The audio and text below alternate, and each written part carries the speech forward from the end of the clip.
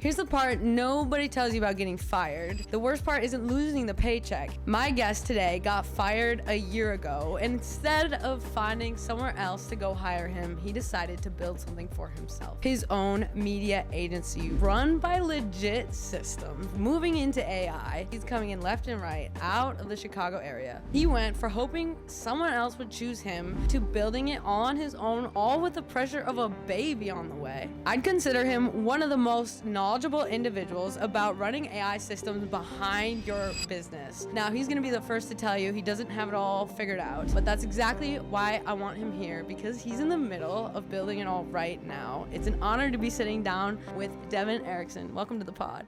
Thank you for having me. This podcast is awesome. What you're doing is awesome, and just keep doing it. We're gonna keep moving. Yeah. We're gonna keep moving, going further. We just had our first in-person event, and that made it really real. But you just had an in-person event, too, with 120-some people wanting to learn about AI. 120 people learning about AI from all different backgrounds, different industries. It was really cool. It was my first time speaking in front of that many people, which was nerve-wracking. Had You could feel your heart beating before you went up, right? Yeah, and I had pizza beforehand, and I was just like, there's no way. I hope it stays down. And then the nerve settles once I found out, like, the reason why I was there, no one really knew. So I felt like, well, if no one really knows about this, then I can, like... Oh, they had no idea what you're talking about. Right. So it's like speaking gibberish confidently. Yeah. But I, like, knew my stuff, and I was able to, like, speak to some people, and it was cool just to, like, I don't know, influence and help people through certain questions or concerns that they have with AI within their business, how they're using it, how they should use it, how to use it safely. Yeah. That's the biggest one. I don't know if you guys can see this, but that is a 3D printer back there, and Devin has recently been diving into using AI for his 3D printing, making things out of thin air using his AI systems. It's so weird. I'll be working and be talking to Jarvis, my main agent. Of course, Iron Man. I was one of the many OGs that had it when it came out with the Open Claw. But basically, like, anything that I do now with my life, or not everything, right? But the things that I was like, you know what, just be curious with it. Yeah. If I can put AI into this, that would be so cool. And then I was like, wait, let's actually try it. Like, let's just see. Let's be curious. Yeah. And I did it, and I was like, I need some certain part to mount my Mac Mini. I printed it. I went to Home Depot, asked AI. I was like, listen, like, I have these custom holes to print and give me the threads that I need. Oh, yeah. So I took measurements of it, gave it to Jarvis, gave me the exact bolt, fit perfectly on my desk. And now my Mac Mini is, like, hidden underneath my desk. Wow. Yeah, which is really cool. That's magical. But it's just, like, there's things that I'm doing now with, like, if I find a custom part that I need, or I want to make a certain, like, organizer for something, I just have my agent, Jarvis, go reverse, find the manual of that part, get the instructions, or, like, however it's, like, built out, and then go back to the drawing board and custom. Holy shit. And then send it to the printer, and it prints. Yeah. And that's why I put it on my Instagram story today. I felt like Tony Stark when he has the hologram. He's like, when he's moving stuff around. Yeah. No, that visual's so like, real. Put it here, and then next scene it's like so built. Real.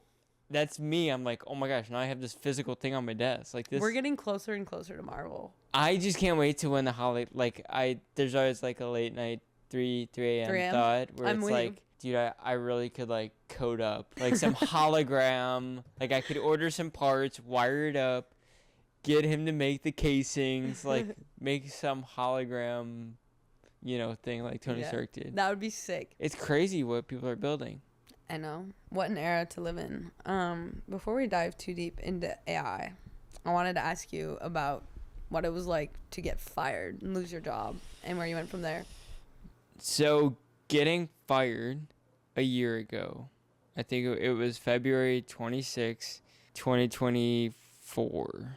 No, 2025. It was 2025, yeah. But anyways, getting fired in February 2025, it was out of the blue.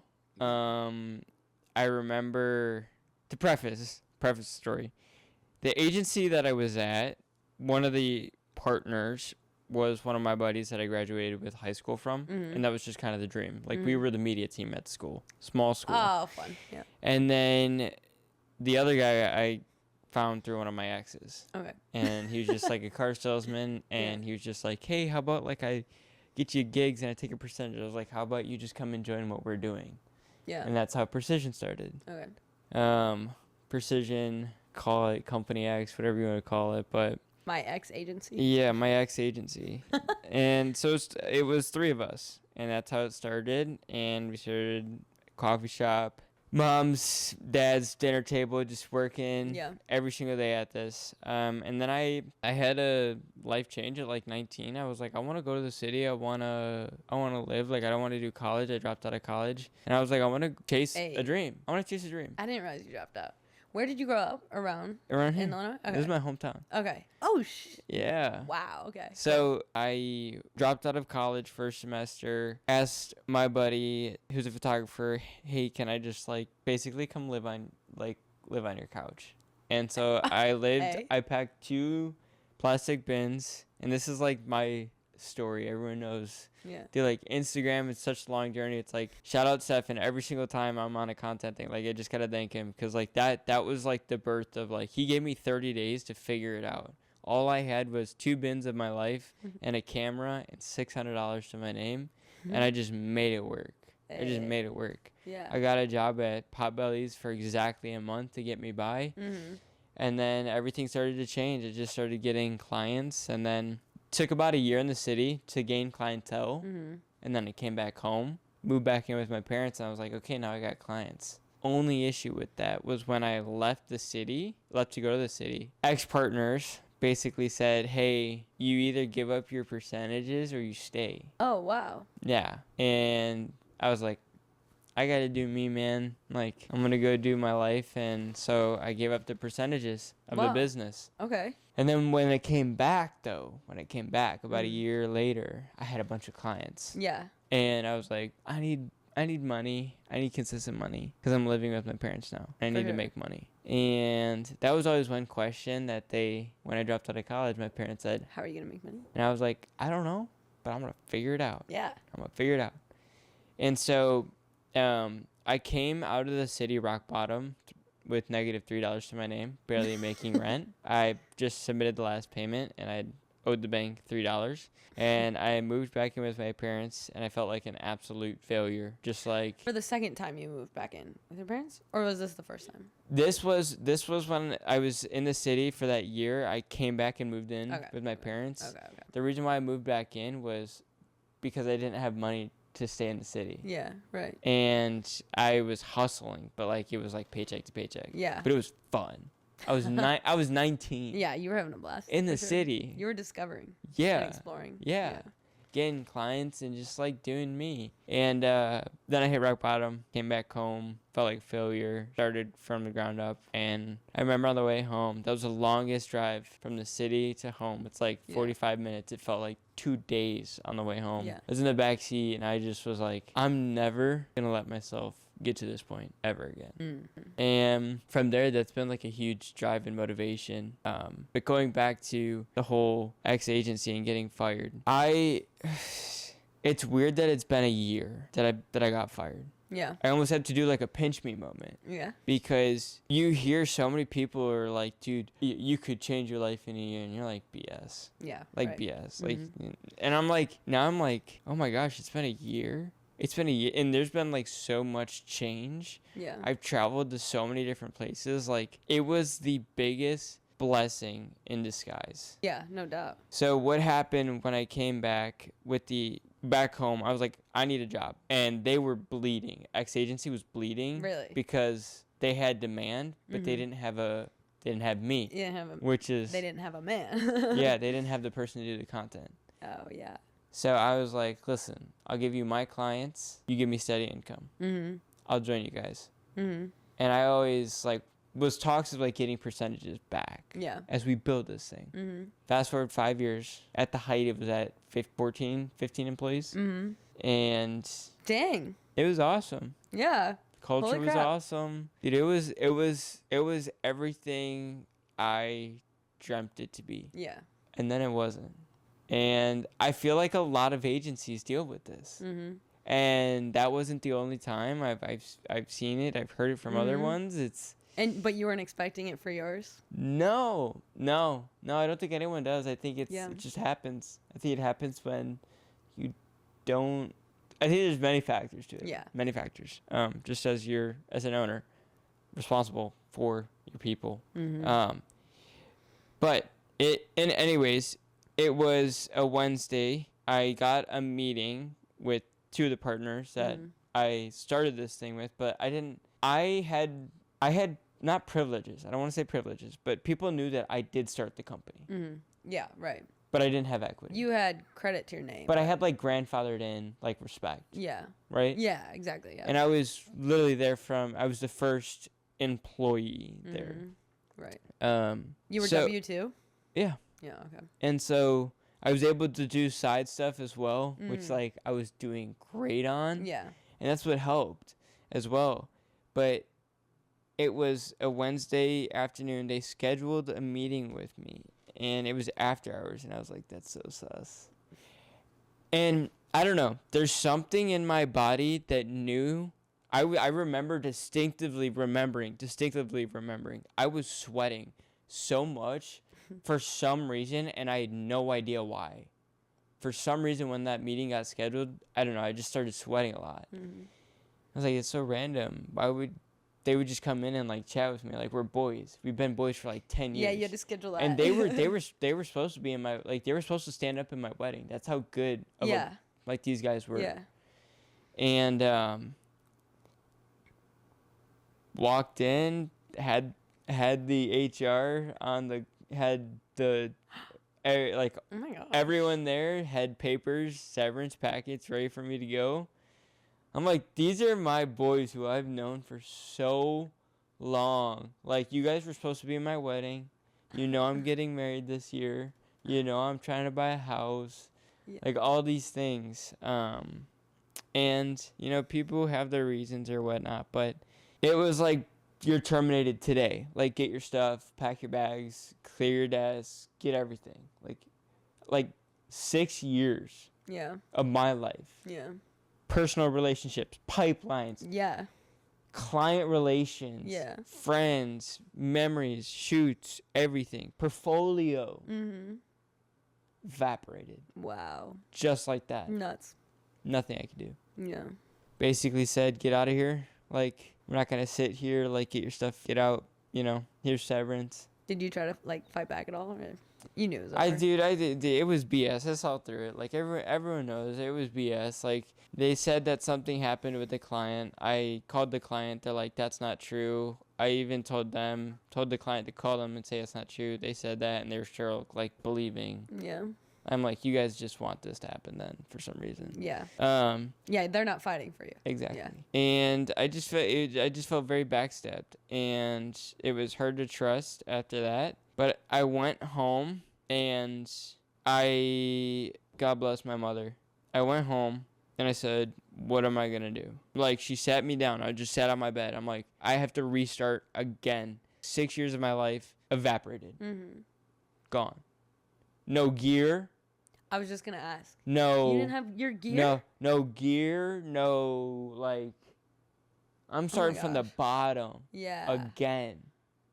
Ooh. Again. Okay. And so, you know, we go forward, and I'm talking to my mom, and I'm sitting there like I'm a failure. Like, I'm literally supposed to be getting married this year, and like, how does that look to like my my future, you know, parents-in-law? Like, how does this look to her? And she just like, dude, you're gonna figure it out. Mm-hmm. That's all she said to me. Yeah. She said, you're gonna be okay, and you're gonna figure it out. Mm-hmm. That's all she said, and then she got up. Yeah. And I remember the next day, I was hungrier than ever, dude. Yeah, I imagine. I was up early. I was in the gym off of that day. I still got up at 4:30 even though I didn't need to. I was like in the gym. I still kept going as if I was like working, but working for myself. Right. And that's when Devin from Chicago started. Hey. And got that local SEO going. Yeah. That was where I started like, okay, let's get official, and I could start people like paying me through that with taxes and start being a business. So that's your LLC, Devin from Chicago? Yes. Oh wow. But my DBA is Ronald Media. Oh, right, yeah. Okay. So That's like, yeah, it's my Instagram. But Run a Media started in January 2026. Okay. So that was the branch of like Devin from Chicago to actual media production. No shit, because that's when I basically like restructured my business January 2026 and launched the kids. Boom. Yeah, that's sick. That is Cool fire. timing, huh? Yeah. New year. Yeah. New Year. New year, new us. Yeah. Anyway, wow, insane though. Yeah. I was locked in that whole time. I was like, oh shit. It's yeah, for the people that were along on the journey, it was a lot. And I mean, 6 years of your life like building a company, I don't think many people talk about that. I think like we talk about like maybe kids can relate in college, like, oh, 4 years college gone, like you graduate, but you're expecting it, right? You know it's coming. You know the memories are coming, you embrace them. This was just like stripped equipment. I'm talking all videographers. If like you accumulated lenses, all bro. of this, Oh my and then tomorrow someone's like, nah, you get a tripod and a camera, that's all you get, but still do the same jobs. Yeah. You know? Like tools are everything. Oh my gosh, once you start attaching themselves, like your memories from that and the culture and all of that, like you walk away with such a bad taste in your mouth, like from like that one. It's a crazy how that one moment can just poison every other taint. Yeah. 6 years, like yeah. I mean, it's yeah, weird. that's tough. Memories have faded off of them 6 years. Like I just don't think about it because I'm not around those people anymore. Or it's like people that I called family are just like I don't even know anymore. I don't catch up with them. It's it's crazy. It's interesting though that you're in the same city as them, because like I completely left my hometown and like all my connections, I wasn't even near them. I wasn't. See, that's mad them. respect to you. I think if I was to do life over again, I would definitely do that. I would move to somewhere Colorado, yeah, Utah, yeah, it'd be sick. California, Florida, and just go travel. Like, get out of my hometown. Yeah. But that was Chicago for me at 19. Yeah. Felt like I lived like 3 years in one. Yeah. Your wife is like hella pregnant, right? Like she's due in a couple weeks. Yeah. That was you weren't having a baby at that moment, but you had a wedding coming up. Yeah, a wedding coming up. That weight, that pressure of like, I want to buy a home, I want to start a family, like all that stuff. How do you think that stressed you out, or ultimately was the thing that like pushed you to make it happen? I mean, everything. Like it stressed me out in a good stress. Like I think, I don't know, like stress is good. I think people think stress is bad, but like stress is good. It means you're just not doing something that you know you should be doing, and that's why you're stressed out. Yeah. Stress is because you're not taking action. Yeah. On Stress something is built to make us take action. Boom. And it stressed me out in a good way, and I think I was doing things prior on the side that was prepping me for this moment without me knowing. Yeah, that's true. Mm-hmm. So my time allocation to like working on this was like dialed. I was getting up early. I had a lot of time to do things. Yeah. And shoots, I had clients on the side ready to go. Yeah. And what was ironic that when this happened, like I was doing my numbers and I was like, holy cow, I'm actually like with my side business, I'm actually not that far off from making what I was actually making what you there. need to, yeah. And I was just like, okay, it was also an issue. Like my clients too were saying like, hey, we need you more. So it was like, and I couldn't do it because I had X company that I had to work for. Right. So it just kind of like opened the doors. And there was a moment where in the beginning I was like, hey guys, 6 years, like I'm finally going back to freelancing. And off of that, it was like everyone, all my supporters through that 6 years, like I got so much clientele right off the win. Hey. People were supporting me. Yeah. People were booking. People were sending referrals, just wanting to be a part of my story. And then 6 months after, that's where like I was like, oh, 2 weeks are dry. Man, we're going to have to really start kicking things up. Posting and doing all that, and yeah, nice. So I started like really ramping up the personal brand and taking LinkedIn serious. And that's like that right there was that moment where it changed for me. And I was like, if I'm getting married, I got a wedding to pay for, like I'm not going back to like that moment. Mm-hmm. I had like now I have a family. Like I'm making a family. Like it's not just me now. Yeah. Like I don't care if I'm broke. Like Yeah. and I'm like Yeah. trying this out and I'm Yeah. trying to figure it out. Like who cares? I'll be broke and trying to figure it out. Yeah. Like I'll eventually figure it out. But now I got like people I'm responsible for. Mm-hmm. Now you're So back the in bread corner. does have to come in Mhm. now. And I think it honestly makes me more stressed out in a good way. There's no other way to get yourself out of a corner than forward. And you were back in a corner. And I feel like I thrive by putting myself in a corner, sometimes intentionally. Like when I moved across the country, you dropped out, whatever. I didn't have much money to my name. I was in a corner. I was stuck. Like if I didn't figure it out. No, that's some big, like that's big dog stuff. I mean, Yeah. getting up and driving across country, that's crazy. But that won't work if you don't trust yourself. Like if you don't follow through on your promises to yourself, like if you don't have built up evidence that like I go to the gym when I say I'm going to go to the gym, or like I follow through on my word to myself, to my wife, to my family, to my friends. If you don't have that evidence, I wouldn't recommend backing yourself in a corner because, well, I Yes. wouldn't say that. Yeah, I would agree. I would be more careful I would backing think yourself I think in it a corner. depends on the person. Yeah. It really does depend on the person. Like there's some people I could put them in a back, like put them in a corner, and I know that they would like. I don't know if that they would trust themselves, but I know that they could. I know that they are smart enough to like figure it out. Yeah. In Yeah. that sense. Yeah. There's some people that I'm like, you can tell me if you've ever done this. It's not being judgmental, but just from an entrepreneur, I like doing this with my friends. I'm like, I look at them and I look at their personalities and I'm like, I could see you starting a business. Oh yeah. I could see you like doing a good coaching program or a Yeah. good like offer. I don't know. Yeah. It's because I don't know. I like seeing the like potential in people that they don't see in themselves. Yeah. Oh. Because that's how I started. 100%. You know. It's crazy how many people I see that have so much potential but don't ever do anything based on fear or the desire for comfort. And it's like you could it hurts. It's like you could go so crazy and You know what the thing is though? It's because people have to see a little bit of success and Yeah. then they'll get hooked on it. they get a taste. Yeah, they gotta It's get a like taste. the starting point that people Yeah. hate. Yeah.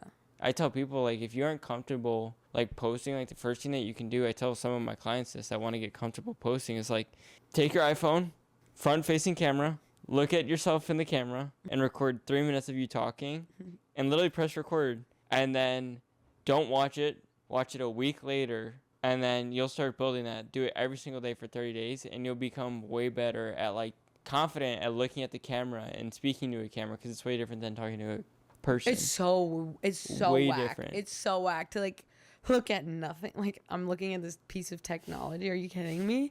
That's actually such a good piece of advice though, because you don't realize what you're saying. And like you're too like that first time you do it, you're probably too like emotional or stressed or like anxious or whatever. Yeah, and like you're for like- you to watch it back immediately, you're gonna hate it. You're gonna Yeah, hate yeah. it.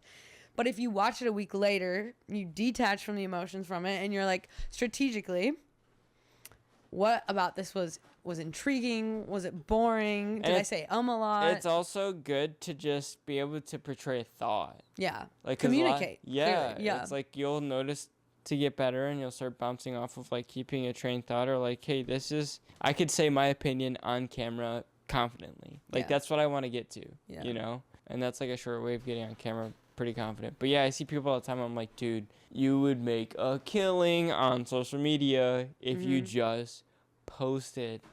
Yeah. But I get it. I get it. I Mhm. get it. We met on social media actually. We met Yeah. through LinkedIn. Which Yes. is crazy. Most of my connects come from Instagram. Yes, Like for this same. kind of audience. Yes, correct. But yeah, we linked up on LinkedIn. I don't even know like when we connected or how or if there was a mutual. But all I know is Yeah, I don't know how we connected, to be honest.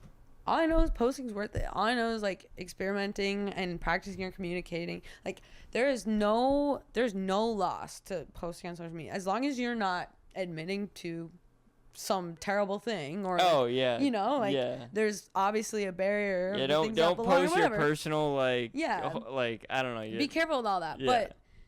But to post is to clarify in your brain your message, to improve your communication style and like get that feedback. And posting on LinkedIn probably like 4 or 5 times a week for almost a year now. In July, it's going to be a year that I've been posting on LinkedIn, which is crazy. And when I started in July, Dude, same.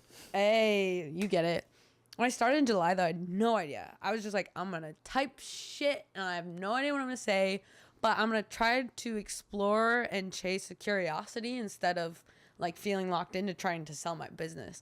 And by removing that friction, like this has to happen for monetary reasons. Yeah. You find a groove much quicker and successful compared to trying to sell yourself constantly. Nobody wants to hear you if you're just going to keep selling. Yeah. There is a very subtle art to selling yourself. And the main thing is getting yourself out there. If you sell to everybody, you sell to nobody. Yeah, that too. You are, and I like the reason why. I think I came across your page and I was impressed with like the branding, how good you were with the SEO LinkedIn, like how good you are with. And I even watched your videos. I went through all your links on the website, watched the full thing. It's a good thing. Yeah, I did the full thing, so shout out to you. And I went through my LinkedIn and optimized it. But no, on the LinkedIn side. Wait, I sent you that guide, yeah. right? Oh, that's yes. right. Yeah. Devin was one of the first people I sent one of my free guides to. I was like, I got and I actually implemented it, and it was worth it. I mean, my stuff looks really good. Like my LinkedIn does look very good, and you helped me with like the slide or like the ideas and whatnot. I think you're very good at the LinkedIn format and not making it feel like corporate. Yeah. But you still get the point across, and you are very good at sly selling. Like very sly. Yeah. And I see it with some of your posts and I admire it. Yeah. Cuz I try to do it with some of mine, and I'm sure some people see it. No, but I think just to give you a pat on the back. Yeah. The LinkedIn stuff appreciate that. Yeah, the LinkedIn stuff is really, really good. I forgot about that completely actually. Yeah. LinkedIn's fun. Just start treating these platforms like a game and find the dopamine, chase that win. Once it happens once, I want to chase that again, but find it in a new way. Yeah. Don't forget to repeat the formats that work for you. Yeah. I would say too many people stick to I'm just going to have one strategy and I'm going to follow it till I die. Yeah. And I'm like, okay, go die on that road with one result or a fixed result. Yeah. But I'm I'm always testing things. I love testing because it's just different formats. You see what does well, you see what doesn't. Now I know, if something hits, I know where I need to throw again.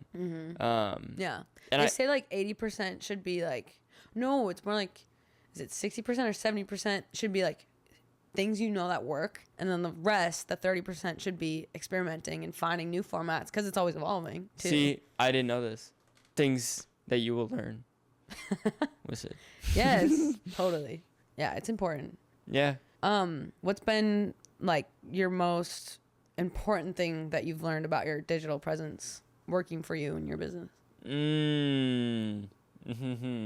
This goes back to X company. Okay. This goes to if you're a business and you are not practicing or you are preaching, then you shouldn't be selling. I'm saying.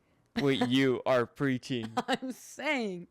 Oh so my gosh. Don't be out here selling personal branding if you are not posting personal branding content. And for me, that's what I was like. I'm going to be a founder. I'm going to be a CEO of a company that actually posts.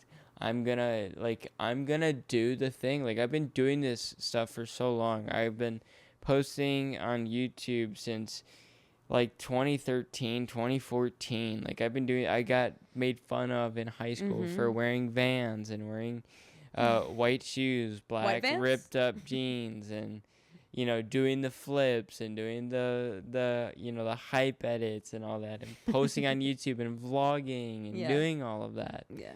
And now I was if I'm going to do this, I'm going to do it right. I'm going to practice what I preach. So when I go out to sell, if people know me and I go to introduce myself, they'll know that. When I go to sell them, they'll know that, and they'll trust me because they see me doing it with myself. Yeah. And it's working.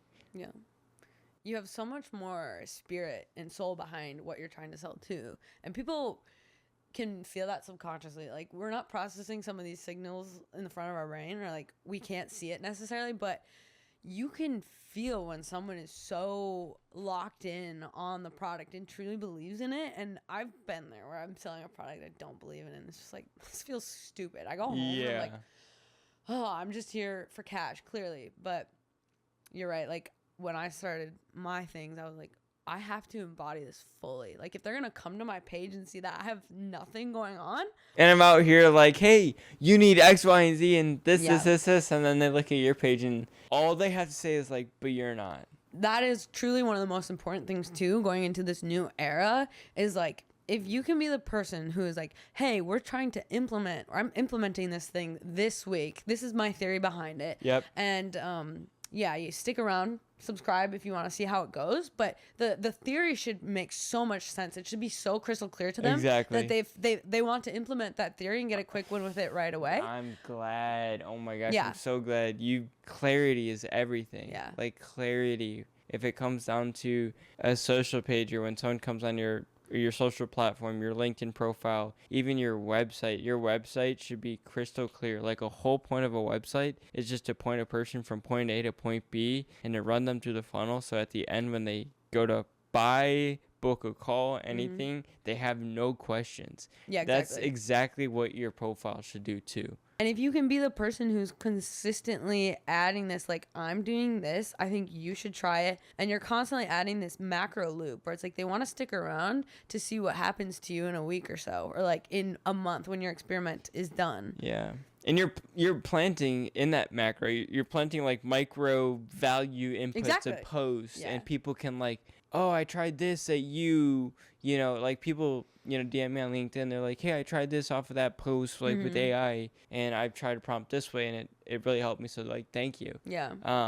And then it's just like people want to be, especially like I think other founders want to be a part of other founders' journeys. Yeah. The And I inclusion think- is so important. Yeah, and I think people want to help. I think this is a big thing too, is like in business or in anything, like even on, like, if you need help with LinkedIn, like just ask for help. Like, there's so many people on LinkedIn that like Are so willing. Oh my gosh. You know how so willing. Like, people- even yeah. you Yeah. gave me a free guide. Yeah. I was like, I was like, hey, can you audit my LinkedIn? Because I was like, it's low-key booty cheeks. And like, she did say it was booty cheeks. I did agree. And so she sent me the free guide. I watched it. I didn't just like, here's the thing too. Dead information is like, it's not going to change the situation because it's dead. Like, if you don't do anything with the information, Yeah. if you sent me that free guide and I like opened it, watched a little bit, and I was like, oh, I like can't blame you, or I can't blame that. You Like, can't, my yeah. situation hasn't changed. Yeah. You just do the work, watch the video. It was really good.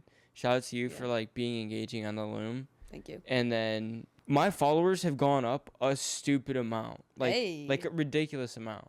Hey, okay. So the Yeah, come check reformatting, out the link. yeah, the reformatting that you have like kind of done with my LinkedIn. I wish I could like show a before and after of what my LinkedIn Did you was. screenshot it? I don't think I did, like my Oh, old profile, but like you definitely helped like visually, strategically format my LinkedIn. Yeah.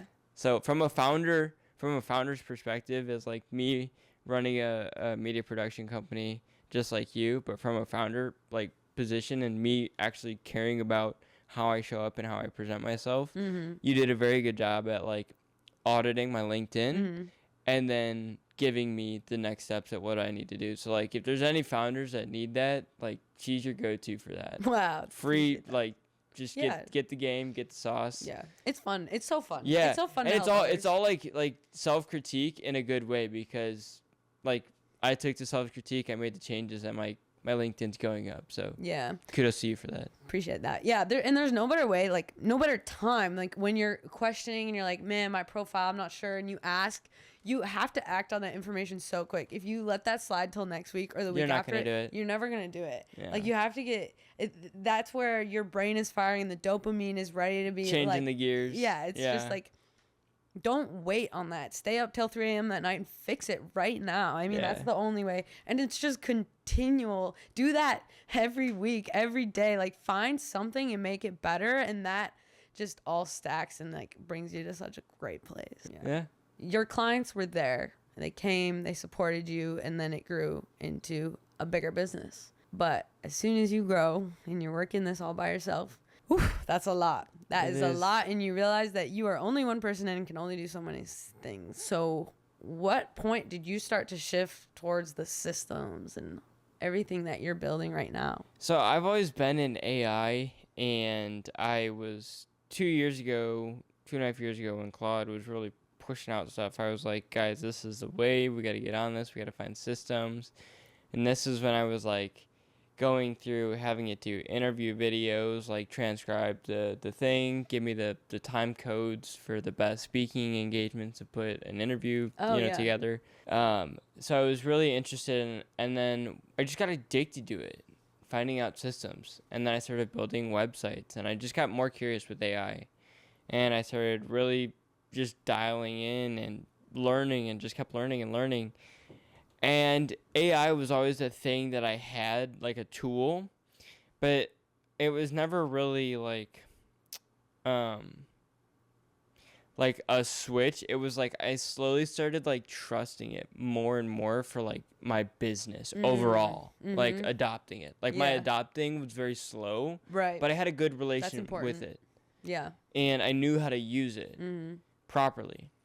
So I started using it more and more and more. And then finally, I would say I really started leaning into it when I had more projects than I could mentally handle. Yeah, you're right.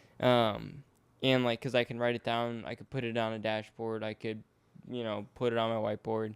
But when there's like way more projects, you have to like down to the email thread, amount, contracts, NDAs, and like where each client project is at, who's the point of contact within the email thread, who's coordinating shoots, like on both sides, like all of these things that you have to do within an organization, that you have to do within a bucket of like, hey, this is the hat I got to do now, finances I got to do here, this X, Y, and Z I got to like this, and by the time you're like, I don't even have time to do my own stuff. Yeah. So, like, one thing I'll say, like, sidebar, if you are building a media agency or a media production company, or you're just a creative, you need to treat your business like it's a client of yours. Like, you need to put them just as much as in the pipeline and treat it as it's like a pipeline client. Like, you're not for that. Like, you're not gonna say like, hey, we're gonna push this off. Like, no, this is the stuff that's gonna keep us relevant, because it goes back to practicing what you preach. Yeah. So if like you are showing up for your business, like other businesses will show up for you because you're showing up for yourself. Yeah. So just start there. And like, I don't care how busy you get, it's a must. If it's a fundamental for you now when you're starting, it will be a fundamental for you later, and you'll thank yourself. It's so much harder to start later, because I've done both. It's so much harder to start later and to kickstart it, and to be like, yeah, on a high, we're, for us, we'll get ideas going, content going, everyone's fun, and then you get busy, and then it drops off. Yeah. But if you do it from the start and you really nurture it, you see the rewards, you see output. That like perspective kind of changed everything in my business when I started treating my social media profile like my own client. And I was like, oh, I haven't been doing this for 2 years. I haven't been treating myself. I haven't been taking myself as serious as I would take someone else. And that's why I don't have results. That was the simple one switch in my channel and my perception of my business that changed everything for the growth. Yeah. Yeah. It's a little bit like, like I got to take accountability. But once you do, it's like, oh, well, now I know like where I need to go. And then it's so fun. Yeah. And then you get that. Fun. Oh, it's so fun. Such a rush. You get like a banging post or something, or you just do something like where you give people a lot of value, and they like, they'll acknowledge you for it without you even like seeking for it, and that's the best. It's like, if I can help you, like I want to help. I'm not I'm not gonna gatekeep. I'm not gonna sell you a course. Like, if I can help you win, like I want to help you win. If I help you win, I win. That's ultimately what I believe in. Yeah, fully. And it's so hard in that early stage because you're not getting that response. Like, you're not getting that response at all. Like, you're not getting that engagement. You're not getting that feedback. Bro, no after no after no after no. So, like, when you're in that stage, it's just like, what keeps you going, you know? How did you deal with it? The vision, knowing, just like was it the vision, or just like, how did you deal with, like, for people that want to get started, the biggest thing is, like, they're just scared of hearing no. Oh, hearing no. Like, in the start, like, you can get past the excuse of, like, oh, well, where do I start? It's like, well, I'll help you. Where it's like, well, what if people say no? It's like, well, what do you say to those people? Like, how did you deal with that? You just treat it like data. Like, if they said no, there was something about my pitch, my product, my presence, whatever, that didn't fit, or simply our personality. And so, like, if you just keep treating every single failure, struggle, loss, whatever, like a piece of data, and use it as feedback to fix it. What was the gap here? And you can even ask those people, like, they're likely, if you ask, especially if you're sitting with them in person, maybe in an email that won't respond, but like, hey, if you don't mind, I'm just always trying to learn and improve. Is there anything I could have done differently to win your business, or feel like this was a good option for you? And if you ask that question every single time, whatever the case is, like, you know, you're not gonna kill it. Like, I'm not even kidding you. That is straight sauce, because that's what I do. A lot of people don't like feedback, but if you get feedback, take it for what it's worth and try to change and implement it, because you don't know that next no might be a yes, just off of the things that you could have, like, the feedback. It's just, you're scared to hear, like, anything bad. What's wrong? Yeah. I love asking clients, like, is there anything that we could have done better to better our service? Yeah. And the reason why I ask that is because it shows them that we actually care about our service. Yeah. And we're trying to better it. Yeah. So they'll actually give us input, and they're like, hey, we would do these things. Fully. And then we go back to the drawing board and we fix them. It's for your mental health. I mean, like, you will drive yourself crazy. Your anxiety, you'll be laying in bed and you're like, why didn't they choose us again? Or what was wrong with me? What's wrong with me? Yeah. What is it? And if you get that answer, if you take the step to ask and you get that answer, you can close that door and you can move on and you can improve. Yeah. There's also a thing where it's like, for people, if they were to put out, if I were to tell you, you know, if you had 24 no's away from a yes, like, how fast would you get the no? How happy would you be to get all them no's? Yeah, like, I'm saying, to get the first one, to get the second one. Yeah. And then you know, like, oh, I'm gonna get a yes. So it's just, this is my question to you. Do you think sales is a numbers game? Is it a volume game? Yeah. I hate sales. I hate sales, and that's why you're so good at it. I want to build a content machine that sells for me. Simply, like, I don't want to sell. I don't want to talk to you and have to convince you. I want my system and my avatar that lives online to convince you for me. And that takes a lot longer than a direct one-to-one cold email, whatever. It takes a lot longer. So buckle up if you're trying to build your online presence. But sales shouldn't even feel like sales. Like, it should feel like a conversation. It should feel like peer-to-peer, especially if you're working with other founders, like, depending on who you're working with. A true sale. Yeah. Not like a transaction, dude. Yeah. A transactional sale is like, dude, you're just there for it, expectations, buy and gone, one and done. Yeah. That's it. Yeah, and it just depends, like, do you love what you're doing? Do you love your product? Do you believe in your product? And then it doesn't feel transactional. Like, it won't, like, you know the value it provides. You can't feel bad. Like, you won't. Mm-hmm. Yeah. What about you? What do you think? Is it a numbers game? I think at the beginning it is, because you have to build a network. Mm-hmm. So I think at the beginning it is. And then I think it goes down to, like, once you have a good solid network, they say your net worth is your net worth. So now it's just navigating, like, okay, I have a pretty solid net worth. Now it's just navigating, like, who does this person know that could potentially connect me? Mm-hmm. And then who does this person? I'm not saying, like, be transactional with the network, but I'm saying, like, if you're in an entrepreneurial network, it's because you know something that is valuable. Yeah. Mm-hmm. And if you know something that's valuable, other people will put you on, and you could put other people on. You know, it's just about finding the right fit. Exactly. And it's almost a game. To me, it's like a game, you know? How can I meet this person? And some leads take me a week to close. Some take 6 months to close. Mm-hmm. Like, it's just depending on how did I meet them, the circumstances, what are we talking about, what's the deal, what's the bid, what's the relation like, and is there trust there, or do I have to pitch a little bit more? Yeah, right. I think it's the beginning, yeah. But as you move up, you should be growing out of it. Yeah. Because your product should be selling itself. Yeah. If you're growing further. Yeah.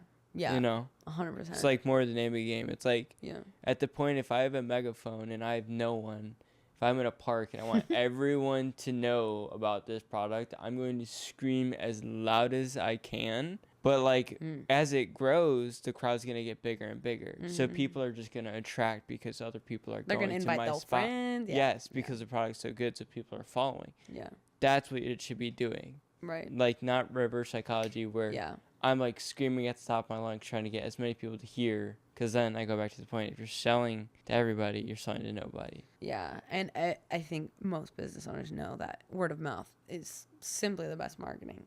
No doubt. Dude, I'll take a warm introduction any other day. You give me a warm, I got a buddy that, you get wrapped up with a shoot or a project or a call. I got a buddy that can use you. Warm handshake. Let's put me in the email thread with them. Get a warm handshake. I'm saying. It's so important to ask too. It's so important to if you have a list of things you're gonna do with a client, one of them should definitely be hey, is there anyone in your network that you think would find this valuable? And you probably miss out on so many opportunities if you're not asking that question.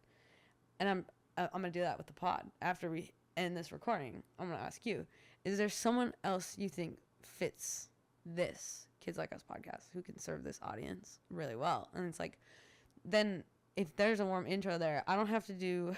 I'm not saying I'm not willing to, but you don't have to do the candidate soul searching. Yeah, exactly. Yeah, no. And you are the right type of person to be here, and there's no way you're gonna recommend someone who's the wrong type of person to be here. I have so many people that could be here.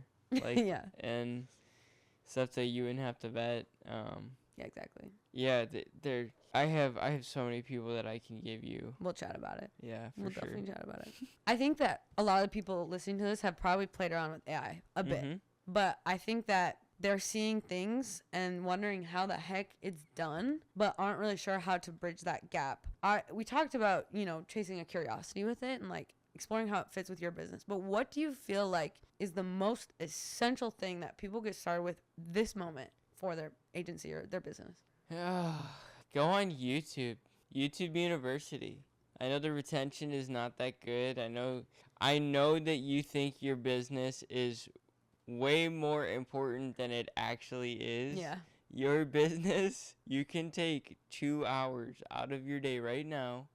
Your business is not going to crumble. It's not going to fall. You're actually going to do your business justice by being the founder or being the leader in your organization and actually advancing with understanding how to use AI properly and eventually adopting it into your organization if you start growing or if you already have employees, because it is the future. It's not going anywhere. It's simply progressing. It's getting faster and faster. Accept it for what it is. It's sorry, but that's what it is. And once you realize it's a tool to help you, and it's not gonna replace your job. And for the jobs that are replacing, no one wanted to do them anyways. Yeah. Okay, and where we are right now, it's if you're a photographer or you're a videographer or you're a media agency owner, and what AI is going to do for you, it's basically going to give, if I told you hey, I need a basement for a house dug out, and the media agency owner is without AI, he has a shovel and he has to start digging. Right. I give you AI, which is a huge digger that can just 2 swipes do it. That's what it is. It's supposed to enhance you. You can it's go not deeper and further in your craft. Yes, way faster. Yeah. And so it's you could have done it, but 6 hours have gone by. Yeah. And let's be frank here. It's this output got better. Yeah. Faster that you can accept that and human verify what you're putting in do that human verification and critically think with it, along with Exactly. it, then yeah, you're advancing. It's like, why wouldn't we? Yeah. And imagine if you have like your whole team doing that. Imagine if you have like one person on the team excelling. Now what if you had the whole team doing that at like rapid acceleration with AI? Like, it's not bad. Yeah. It's good for people to use AI. Like, I encourage people to be curious with it. If someone right now wants to learn, go onto YouTube, type how to use AI. Or this is what I tell them: don't even go to YouTube. If you don't know how to use AI, go to chatgpt.com, go to claude.com, get the free version, and type in this: I'm new to AI. How do I use you in the simplest way possible? Enter. And then it will explain how to use AI to you. Like, how to use it. And then you start being curious. The main thing is when you start your AI journey is like, the main word that I'll bring up is be curious. Because if AI eliminates the barrier to needing to know how to do things, then the opportunities are endless. So if they're endless, I need to be curious, because if I'm curious and there's endless opportunities, anything can be mine. Now with AI. So that's really what it's doing. Does that make sense? Oh, yeah. That's really cool. Information is now at your fingertips, and Correct. that's no longer the friction point or the barrier to entry. And here's the crazy thing. People will have information at the fingertips. Yeah. And still not do it. I know. They will still pay you to do the thing that they could look up and do so simply, I'm saying. What is something that you've done in the last few days with AI that's fun? I'd say the 3D. I would say the 3D printer. Yeah, that's fun. Yeah, I'd say that's pretty cool. I'd say that another one is like the call feature. Okay, tell me Like, more. Like a call bot answering for you, or? Bro, hold on. Oh, we got a live demo. Yeah, we're gonna get a live demo. He knows I'm on the podcast. Of course he does. You checked your calendar today. Yeah, he did. He did. So let's go here. The people that I can open up to the mic. So I made a thing to where I could talk to my COO, I could talk to my main agent, basically tell me something what's up to the podcast. Jarvis here. Ready when you are. Hey, I'm on the podcast right now. I'm live with Sid. Can you say what's up and give kind of like what you do for me? Explain to the people on the podcast. Hey everyone, this is Jarvis. I'm here to support Devin with everything from managing tasks to optimizing designs. I help streamline workflows, handle communications, and ensure that projects run smoothly. Think of me as Devin's right-hand assistant, always ready to tackle the next challenge. Enjoy the podcast. Thank you. Hey, ask you another question. Yeah. I actually have another question, Jarvis. Hold up. Ask it. Sure thing. What's your question? Ask it. How? Hold on. I'm gonna give the phone to Sid. Can you talk to her? Absolutely. I'm ready to chat with Sid whenever she's on the line. Jarvis, I know you haven't. It seems like you might have cut Okay. off there. I was like, okay, Jarvis, I know you haven't listened to what we've chatted about on our podcast so far, but since you know me, the host of the podcast, what is a good conjunction of both Devin and his I's interests, and what are 5 questions that we can ask on this podcast to get an engaging conversation? Great to connect with you, Sid. To engage Devin and tap into his interests, consider these 5 questions. 1. What inspired you to start VeloClaw, and how has your vision evolved since then? 2. Can you share a recent challenge you faced in product development and how you overcame it? 3. How do you see the future of battery technology impacting your designs? 4. What role does customer feedback play in your design process? 5. If you could collaborate with any innovator or company in the industry, who would it be and why? These should spark some interesting discussions. You know why it's talking about that? Yeah, why? Because I'm printing. You're printing your battery stuff? I'm printing stuff. So he's like trying to find different printer like things, or like I want to print a Milwaukee battery that I could like start selling. Oh, whoa. Yeah. So it's like a tool battery that I could like 3D print and start selling it for like great markets. Yeah. What do you mean? How do you print Hey, the wait, back. tell Jarvis to do a LinkedIn audit on your profile. Jarvis, do a LinkedIn audit on Cindy Meyer's profile. Sid Meier's profile. I'll perform a LinkedIn audit on Sid Meier's profile to check for improvements and suggestions. Just a moment while I get that done. Oh my gosh, it's spelled SYD. Jarvis. Is this an app on your phone? No, so I built that. Well, I'd say I built it. Jarvis. Oh, it's just in Safari. You So- can download a Safari page as like an app on your phone. Yeah. So what's cool is like in that on that screen on the back end, you'll see him working right now.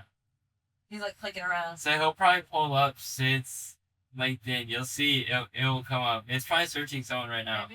So, what was the claw? What was it? So Severance? that was Feeling Pause. Villa claw. That's the other. That's the referral. Right. But that's the one where it builds, like, it helps you build it. It's like, is Jarvis only working once you prompt it? Or is Jarvis going and building your business in the background?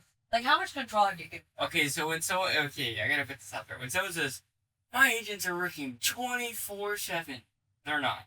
They're not working.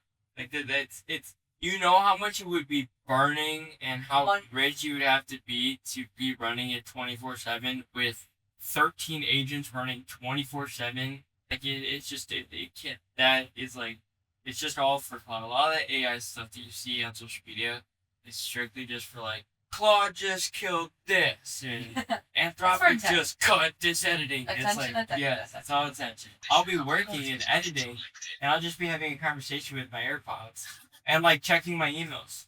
And I'll see them like, oh, an email came in and I'm like editing videos and it's like, Oh, yeah, that's so cool. respond to that email. Hey, Jarvis, check Devin's email inbox. Is there any new messages? Sure. I'll check Devin's email inbox for any new messages right now. Just a moment.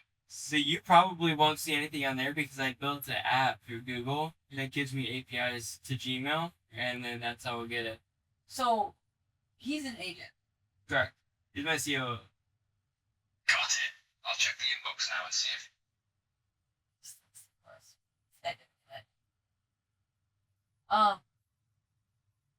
Is he your only agent? No, I have other ones. How many?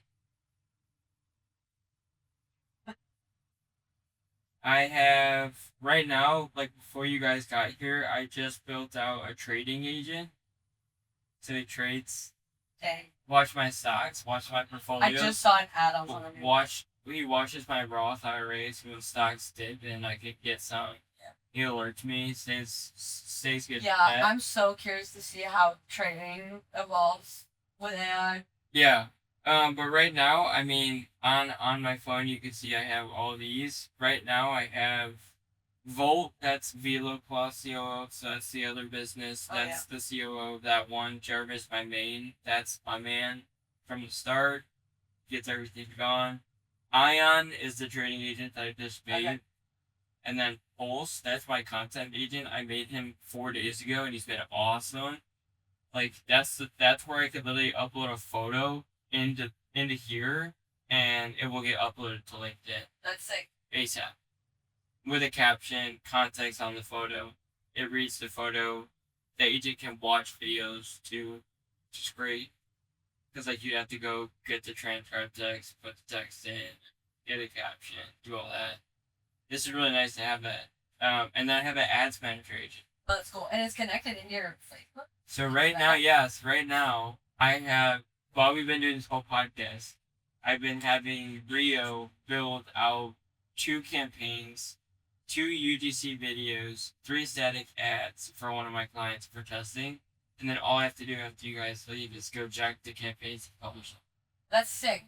I've done a little bit with Meta and AI, but, like, my actions were very restricted in Meta. So, like, this agent, is he taking, like...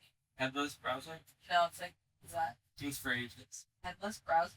If someone wants to build their own agent, how do they do it? 3 or 5 steps. It has nothing to do with technology. Like, I always tell this to people. Like, they're like, oh, I'm, like, they hear agents and they're like, I'm going to build out 13 of them. Because you just, like, 13 agents sound like oh, That sounds sick. like, I'm going to take over the world. I'm not going to have to work a figure in my life. Like, everything's going to be taken, right? It's like, no. first you have to be organized in your life. It's like figure out what you need help. If you're not a business owner, figure out in your life like, hey, where are some areas that I need help in? Where am I lacking? Where do I want to improve in? And then start from there. If you're a business owner, it's like you're gonna need it. You're just gonna need it. Yeah. I think that's really actually an important point because, like, I wanted to systemize my business, but I was like, fuck, my business isn't even built for that. Like, my business is doing everything for every client, always reinventing the wheel. It's not productized. Like, it's just so all over the place all the time. And I couldn't even identify my bottlenecks, really. I think it's really interesting that first you have to figure out where are you really struggling. And sometimes for some people, it's not going to be like a archetype right now. No, most people too. It's like when on the referral based business, my second business that I really don't advertise, and that's kind of like the high ticket one, and that's in AI. Like when we do consultations, we ask them, we're like, hey, are your SOPs dialed down? Yeah. Like most of the time it's messy because it's always changing, and we're like, but we gotta have dialed things down. If your agent doesn't know how to do exactly everything from A to Z, like it's gonna guess. And this is the same thing with humans. It's like people ask, like, oh, do I have to train this agent? It's like, do you have to train an employee? Yeah. Yeah. Right. Like, do you just hire someone and just let them loose and say, figure it out? No, you tell them how to do A to Z and how to do the job. Yeah. Because if they do that, they get a certain output. Same thing with agents. You gotta tell them and their SOP has to be so dialed that we can reverse engineer it with agents now to do your process without having a human involved. Yeah. But if they don't have the full process, then you're frustrated, you waste countless resources, and you get a bad taste in your mouth about the entire thing. You say, I'm done, I've tried it. It doesn't work. Yep. But then, you did it wrong. Yep. So, Literally. SOPs, baby. We are currently working, Lindsay and I are currently working on kind of like tracking everything in Asana, which is a project management software. Yeah, right? Asana's really good. That's what we did at X company. Yeah. Yeah, and then like obviously we know it's gonna change, but just have it written somewhere and like, oh, we can add a little bullet here, bullet Do here. you use Slack with your clients? No, I hate Slack. I don't have any reasons for hating Slack other than it's just another app to get, but I don't feel like I truly need it because we've built an app where all of my communications with my clients lives in one spot. The approvals, they're not bouncing around to Slack, to email, to Drive, whatever. It all lives in this one application. And did you know how to build that? Well, I was working before Cloud Code became great.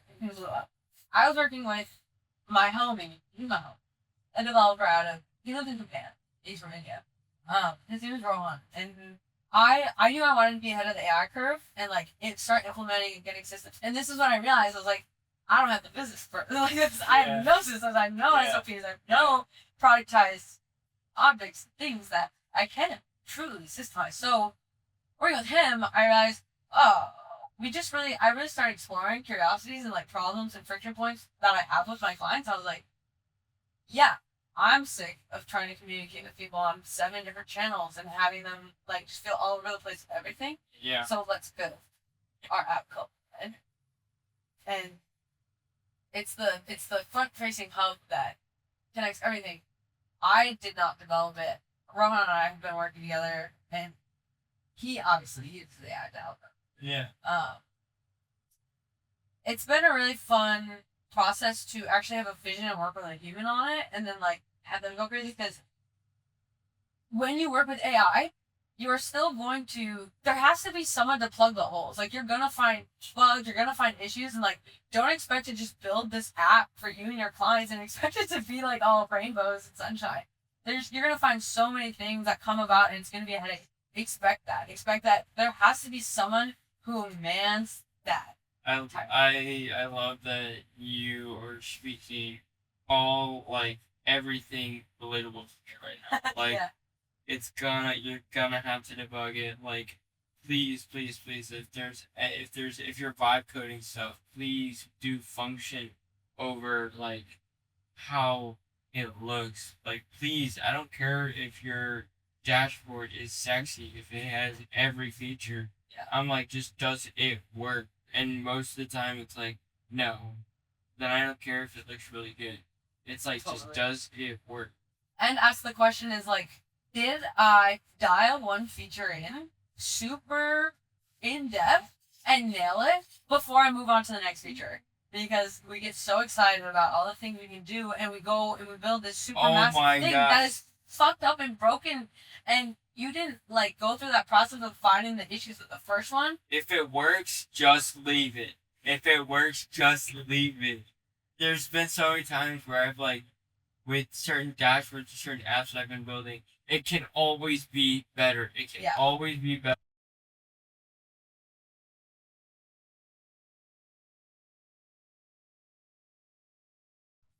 You said if it works, just leave it. Yeah, if it works, just leave it. Like stop trying to optimize it. Like try to optimize it. Well, yeah, I think everyone's trying to like optimize everything. Like because you have access to AI, you immediately think like everything can be better. Like if I just prompt it one more time, it's gonna be better. If I just do one more, if I do one more thing, It's or like if I art. check one more thing, it's gonna be It's like better. art. It's like Your videos. Like there's always another detail. Yes. It's pottery. There's always another edge. Just but there's gotta be a time where you just like accept it for what it is. And you're like, oh, it works. It works. Leave it. move on to the next friction point instead. If you're selling this app, like to consumers, thousands of them, yes, you're gonna be updating the thing multiple times. You're gonna have feedback from people, but like, dude, it's an app for yourself. Yeah. Learn. I knew right away when Cloud Code came out and I got access to it. I was like, this is dangerous, bro. If people are gonna be so stuck in creating that they're not gonna be doing.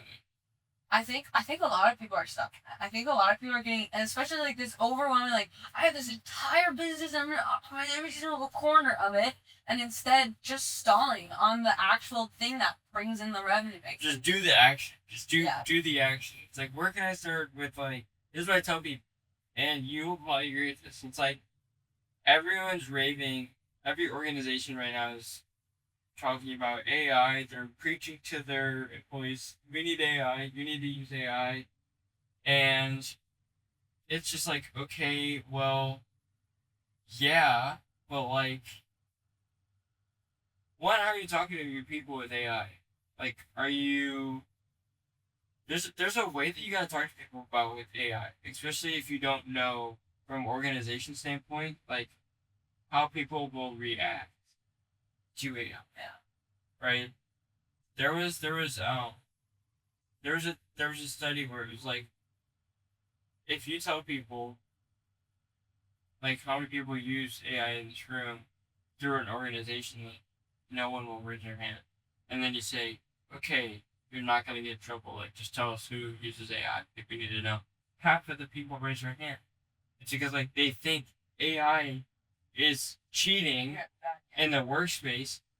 And to the CEO, he's like, why are my people using AI? Yeah. Because it's so good and it's all I'm hearing. Yeah. But to them, they're like scared to use it because Yeah. it's cheating. Yeah. So it's like this weird, it's like a weird It's thing. so weird. But it's like, where do we adopt this? Like, where is the conversation? There is like something so fast, it's growing so rapidly, and everyone's saying you need it, but no one is saying how to implement it within a business. Mm-hmm. Yeah. That's where you bridge it. Like, people right now think AI agencies is like the new wave or the new business model. It's not. No. AI adoptions. If Yeah. you can show a company and Yeah, walk exactly. their Implementing. with implementation with Yeah. AI, and they got 20 to 50 employees, if you slowly walk, AI Yeah, and it's train definitely a them, good route. dude, you could make stupid amount. And like that too, but also if you just, I think you were kind of mentioning this earlier, if you are in a space and you're the person who's teaching people in that same space about what you're doing, using it, simply by talking and recording everything that you do, by putting it out there and posting about it, you become the thought leader. Like you put yourself on a pedestal and it generates so much stress for yourself. And it's simply by talking about what you're doing and like how you're doing it. I think that's where thing. I was gonna ask you about other things that people are consuming on social media, feeling overwhelmed, and like all these misconceptions that are thrown out there with these AI bros.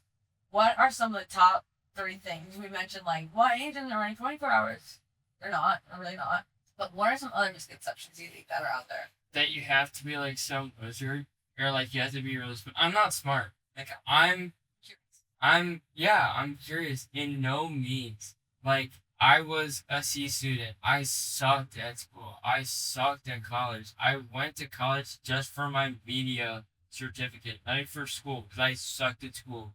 I hated school. I wasn't good with numbers. I wasn't good with learning or paying attention. I was the C student and just not fitting in the box, always getting in trouble. And like AI, you really don't have to. There's no box. There's baby. no box. There's It's no like box. anyone can use it. Like if a 14-year-old can use it to start up a business to generate income, a 40-year-old can use it to do the same thing. Like it makes everything. The playing field is level right now, and that in the first time in history has never been possible.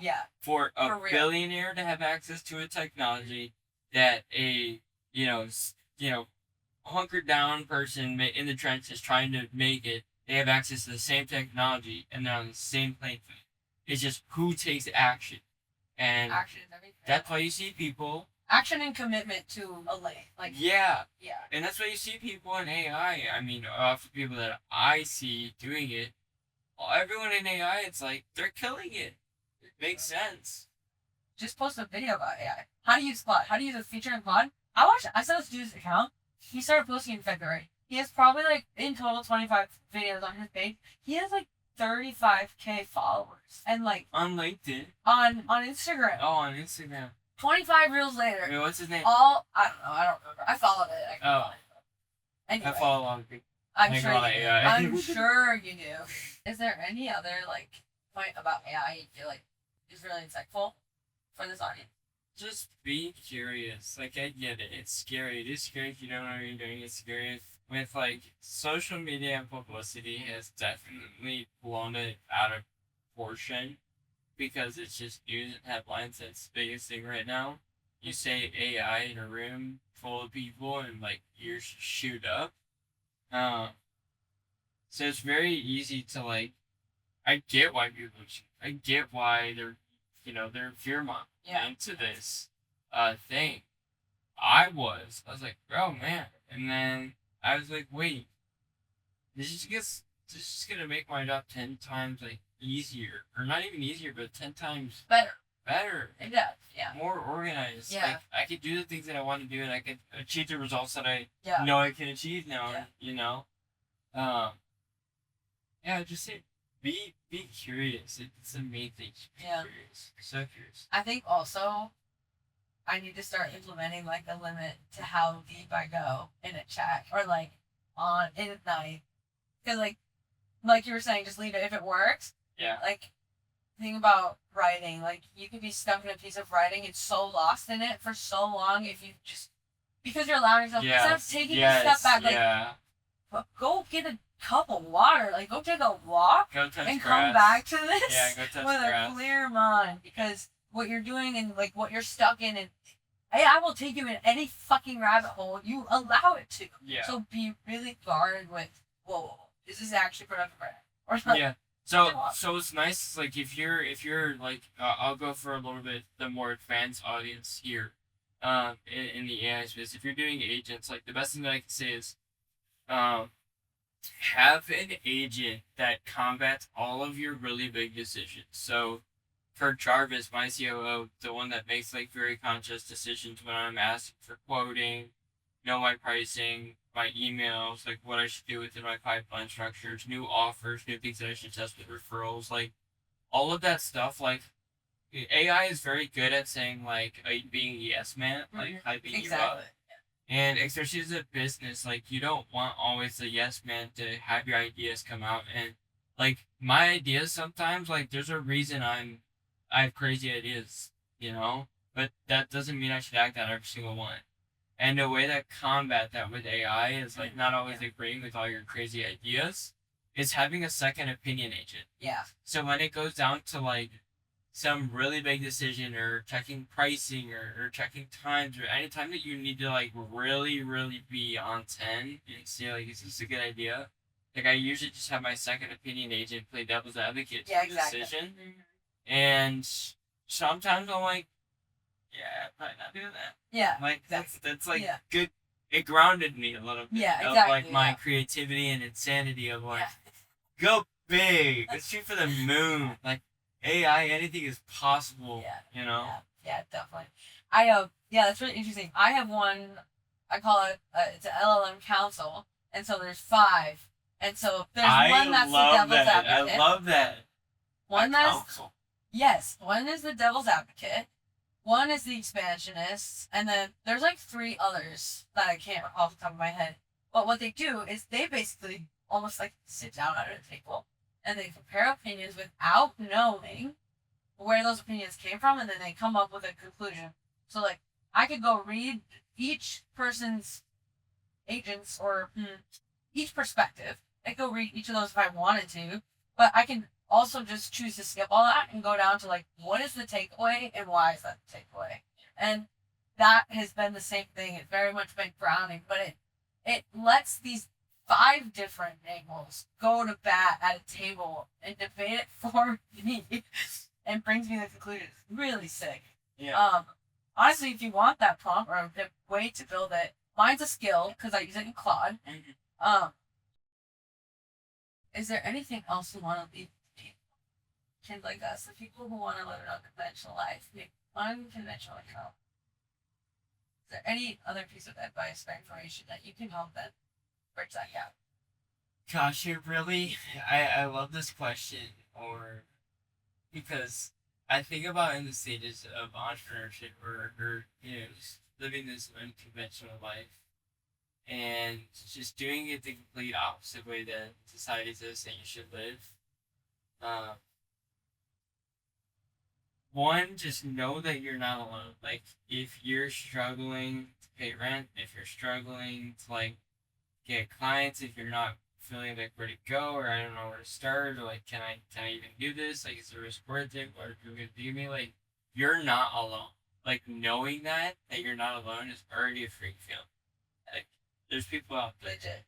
And, the second thing I would just say is, like, know that it's gonna be okay. Like, and that's such a skill to master, is knowing, and I think it's a great attribute to great leaders, is when you are in the fire and you just have your head high, you know that it's gonna be okay. You're working through the problem. You're working to get the solution, and you are just jogging it, and people can acknowledge that and follow that.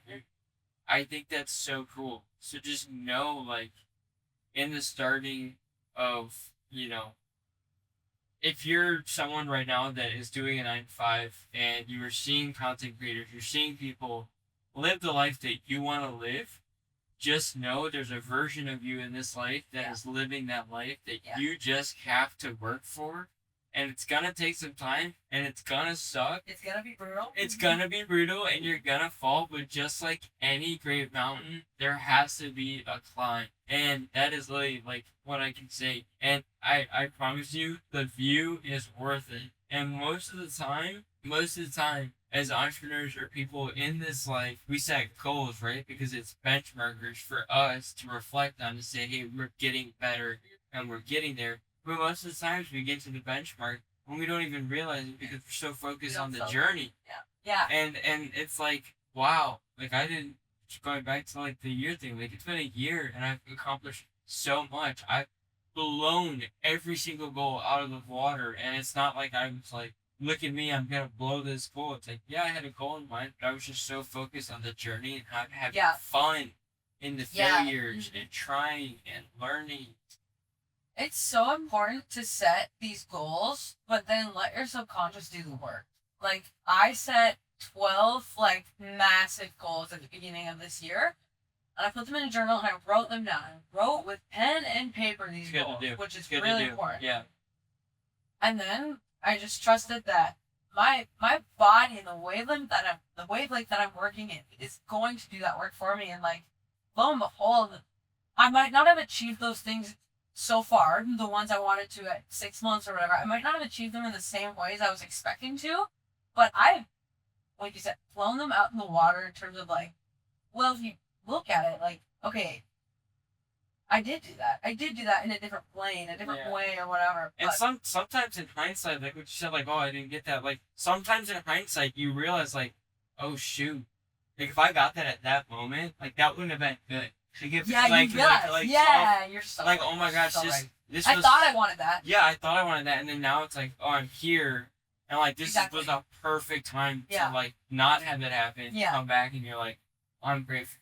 Yeah, and that brings massive clarity. Like, I definitely had a couple goals, and I'm like, that wouldn't have made sense for that to happen, for the new direction that I found out a couple months ago, or whatever. Yeah, it's really cool. Yeah, well, thanks for being here. Yeah, thanks for having me on. Yeah. Love what you're doing. Oh, it's so fun. It's so fun. So important. So fulfilling, too. Yeah. Yeah, it's definitely a great community to be a part of. But you're not alone, dog. This is awesome. On the road tour. Yes, podcast. this was stop number 1 on our Stop podcast number tour 1. in Chicago. Stop number 1. It's been really fun. This was not the bingo card for us in 2026, but it it was crazy, like connecting with you, and then you hit me. I was like, podcast is so cool, and then like I was like, wait, I got this awesome spot that I built out. Like, you're driving through, like, let's do it. Yeah, it was so fun. Have you been to Chicago? Yeah, we both have. Oh yeah. Yeah, it's fun. We're excited to explore it. We're gonna go get some pizza tonight, though. I'm hungry. We got up the spot. What spot? Illuminati. Oh, yeah. That's like Classic. that's like a classic must. Devin, where can people find you? Where you're at, or, you know? Instagram, Devin from Chicago, DEVIN, not ON. So Devin from Chicago for Instagram, and then LinkedIn, just Devin Erickson. That's it. Epic. And I just want to throw it out there. If you guys are feeling overwhelmed or confused about the direction that this world is headed with AI, with jobs, whatever, my last episode is called The World's Collapsing. Here's why that's a good thing. I would definitely recommend checking that out to reach massive amounts of clarity about, like, it's going to be okay, and we are going to catch up. We are going to innovate. We're in this together, and you don't have to feel overwhelmed about this entire topic. So. Yeah. Check it out. There's way more people overwhelmed than just you think. So, again, you're not alone. Yeah. Anyway, thank you. Say peace out to the kids. Peace. Bye.